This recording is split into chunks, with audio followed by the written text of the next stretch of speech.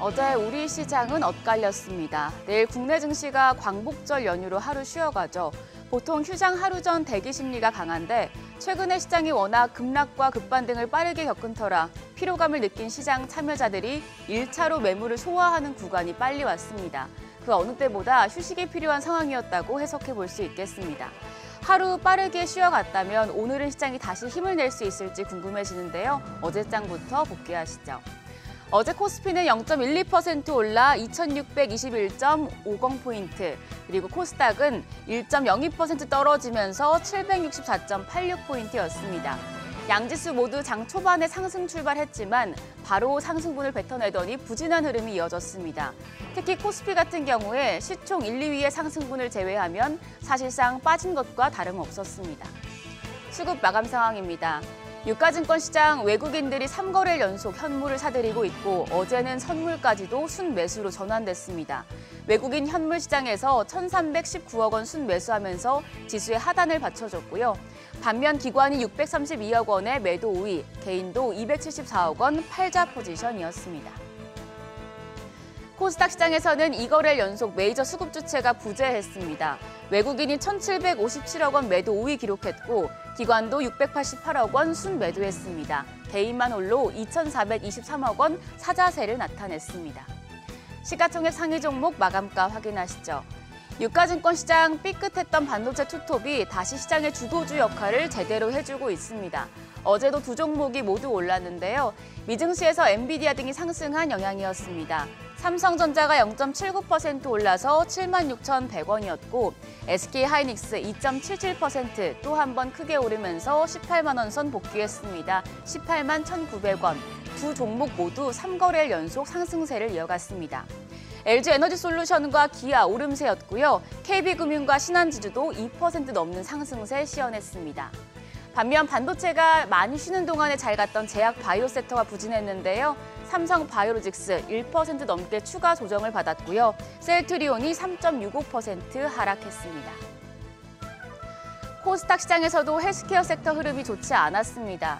에코프로비엠과 에코프로는 0.2%대 상승했고 HLB가 2.54% 강세, 휴젤과 리노공업 1%대 내외의 상승세 시현했습니다만 알테오젠이 3.47% 하락했고요. 삼천당제약 5% 넘게 추가 조정을 받았습니다. 여기에 더해서 리가캠바이오도 2%대 반락했고 셀트리온 제약이 5.71% 낙폭을 기록했습니다. 오는 16일에 셀트리온과 셀트리온 제약 간 합병 여부가 최종 결정되는데요. 합병이 불투명한 상황이 부담으로 작용한 모습으로 해석됩니다.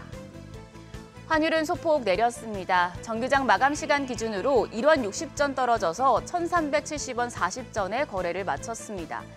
이후 외환시장 마감 시간에는 회화 환율이 조금 더 떨어지더니 역외환율 보실까요? 역외환율은 1,362원대까지 크게 하락했습니다. 미국의 7월 생산자 물가지수 PPI가 전월보다 0.1% 상승하는 데 그치면서 연준의 금리 인하 가능성이 더 높아졌고요. 그러면서 달러화 가치가 떨어진 영향이었습니다. 오늘 외환시장 크게 하락하면서 1,360원대 초반에서 출발할 가능성이 크겠습니다. 미국의 기준금리 인하 기대가 커지면서 간밤 미증시가 날아올랐고요. 이에 따라 우리 증시도 반등이 기대되고 있습니다. 시장이 반등하고 있을 때 어떤 종목을 노려야 할까요? KB증권은 오히려 지금 뒤처지고 있는 종목을 눈여겨보라고 조언했습니다. 지지난주와 지난주에 시장이 2번 연속 갭 하락을 겪으면서 폭락을 했고 이후에 서서히 반등을 하고 있는 상황이죠. KB증권 분석에 따르면 지금처럼 2번 연속 갭 하락한 이후에 그 하락분을 메꾸는 데까지 걸리는 시간이 한 30거래일 정도였습니다. 그러면 급락 당시에 그 갭을 바로 메꾼 종목과 아닌 종목이 있겠죠. KB증권에서는 갭 하락 이후에 일주일 동안 갭을 메꾸었는지 못 메꾸었는지 여부에 따라서 그 이후에 한 달 수익률을 측정했는데요. 그랬더니 오히려 갭을 메꾸지 못한 종목의 평균 수익률이 더 높은 것으로 나타났습니다. 먼저 갭을 메꾼 종목이 더 오르기보다 아직 갭을 메꾸지 못했던 종목들이 뒤따라가는 양상이라는 건데요. 여기에 EPS 추정이 상향하는 기업들은 더 크게 오른 것으로 확인이 됐습니다. 그래서 KB증권이 어제 기준으로 급락분을 모두 만회하지 못했지만 3분기 이익 추정치가 상향된 기업들을 정리했는데요. 반도체와 조선, 상사와 자본재, 소프트웨어 업종의 종목들이 많았습니다. 시장이 반등하고 있는 상황이기 때문에 이 종목들은 한 번씩 체크해 보시면 좋겠습니다. 오늘장에 영향을 줄 이슈들도 확인하시죠. 오늘은 유로존 2분기 GDP 확정치가 나오고 밤에는 이제 금리 결정의 중요한 지표 중에 하나인 미국의 소비자 물가 지수 CPI가 발표됩니다. 여기에 내일은 미국의 소매 판매와 산업 생산, 일본과 중국의 경제 지표까지 줄줄이 나오는데요. 이 부분은 휴장을 마치고 돌아왔을 때 금요일장에서 한꺼번에 반영이 되겠고요. 오늘은 일단 7월 PPI 지수가 예상치를 하회한 부분에 대한 안도감이 시장에 주요하게 작용하겠습니다. 실적 부분은 계속해서 체크를 해두셔야겠는데요. 오늘은 메리츠 금융지주와 현대해상, 삼성화재, DB손해보험, 덕산하이메탈, 금호건설 등이 2분기 실적을 발표합니다. 한편 어제 시간의 거래에서는 코로나19 관련주가 올랐습니다. 어제 정규장에서는 코로나19 관련주 일부에서 차익 실현 매물이 출회됐었는데요.